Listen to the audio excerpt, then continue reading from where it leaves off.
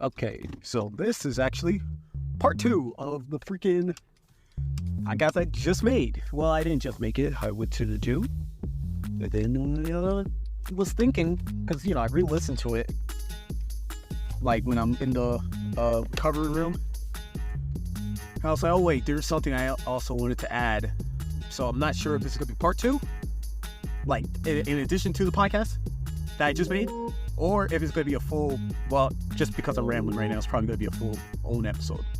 But I was thinking about how, though, I feel, at least personally, I feel like one of the reasons why China is doing so freaking well, at least as of now, is because unlike America, they are able to have a long-term strategy because they have a government where, they are more, I guess, more in line.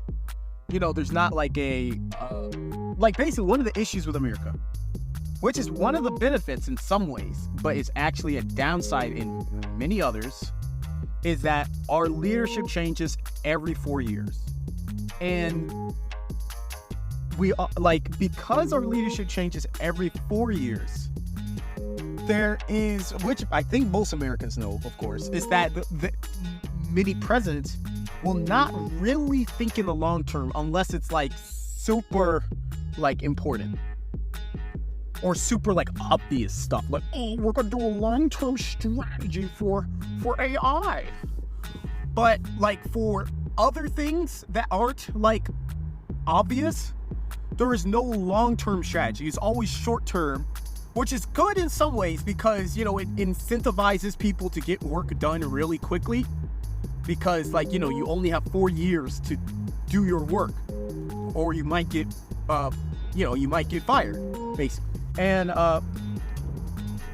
that is a good thing. But the bad thing is that when it's certain new, things with some nuance that needs long-term strategy, it can never happen because, for example, with what Trump does, or with Republican versus Democrat, they will go back on each other. They'll be like, oh no, I don't agree with that. Actually, we're going to completely turn it off. All that work we did in the past 2 years, nah, we don't need it. We don't need it because, we don't agree with it. And because of that, there's always back and forth, and there's never a long-term, full-blown goal, other than stuff that are kind of useless, oh, we're going to do a long-term AI strategy. Okay, that really helps everyone. But, there's never going to be a long-term thing where it's okay, me as president right now, I'm assuming, we in 20 years need to increase our infrastructure for, let's just say, we need to increase our infrastructure for electric vehicles. So over the span of 20 years, I'm putting a huge investment in electrical infrastructure. And because we know we're going to use a lot of electricity, and most of the electricity comes from pollutants, the freaking natural gas, natural quote.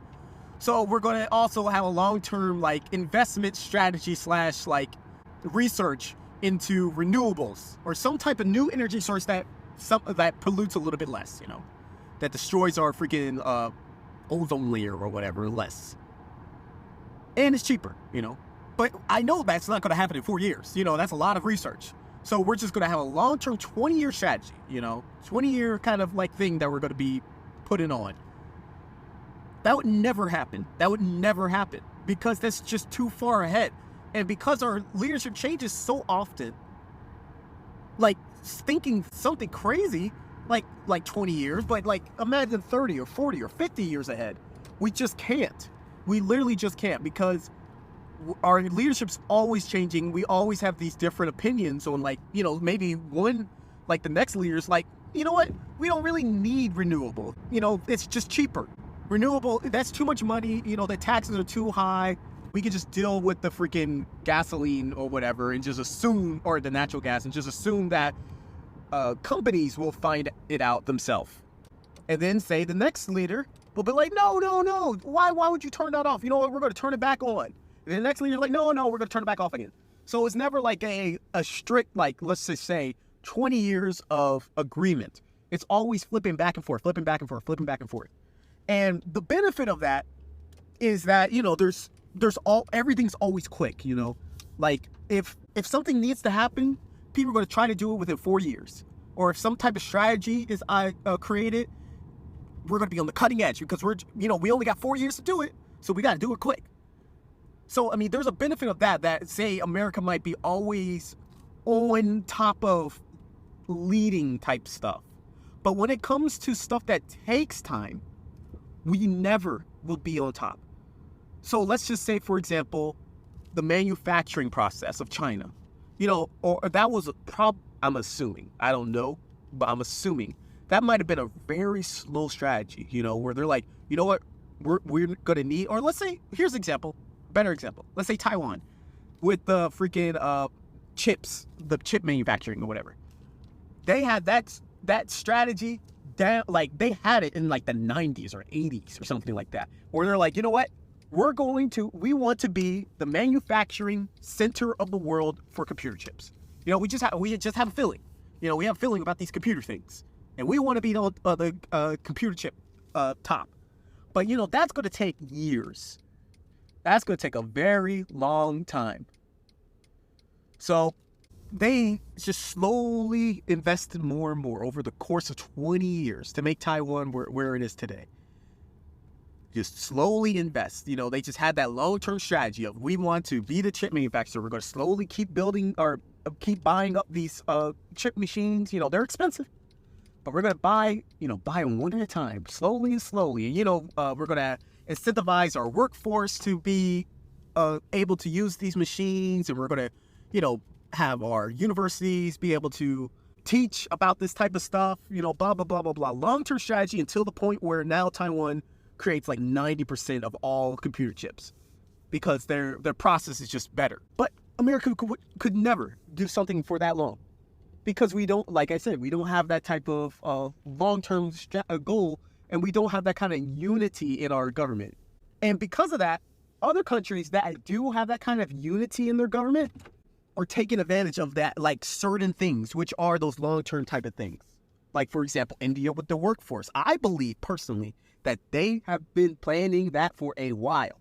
They knew that, we could become, say, the computer programmer head of the world. Just slowly, over the course of 20 years or something, we can make it happen. And that's just not only certain government types can do that. And I think the downside of our democracy is that for long-term things, it will never work. And because of party line type things, it will doubly never work because there's infighting. So because there's infighting, we can never agree on stuff, and then there's deadlock. And when there's deadlock, nothing's going to happen, Like, for example, even right now, obviously we can't agree with the Trump stuff, or like the Democrats cannot agree with the Trump stuff, and the Republicans cannot agree with the Democrats. So now they just kind of screw each other over with certain things. And then, the next term is going to now be a Democratic president, and he's going to be like, well, we need to take back all the Trump policies. That was just all bad. And then the next term is going to be a Republican president. He's like, we need to take back all of that person's policies. And because of that back and forth, countries that can think about the long-term type strategy, they will always take advantage every time. So say China with their whatever Communist Party, whatever, there's unity there. So when that leader says, we need a strategy for this, they're going to be able to do it. If they have the money, they're going to be able to do it. Same with India. Same with freaking, what's it called? You could argue that's what happened with the freaking Soviet Union. Same thing, where they had a certain unity, and that's why they were able to do all that stuff, during that time. And America, ironically, there was a time where we basically had that unity. There was Democrat versus Republican, but it wasn't as wide of a gap.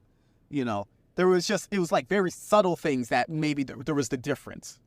But then, they agreed with most of the stuff. Or if a president said, I plan to do this, or I want this country to be able to do this in this many years, the next president would carry on that kind of legacy. But now it's nothing like that anymore. And because of that, there's not really much to say. It's just that I find it ironic in a way that our form of government doesn't help us with what's happening, basically. The only way the only way is if there was the 4 years works only if it's not like how it is today, where there's completely separate sides, like they completely disagree with fundamental stuff, completely. But I don't know. I'm probably not going to upload this.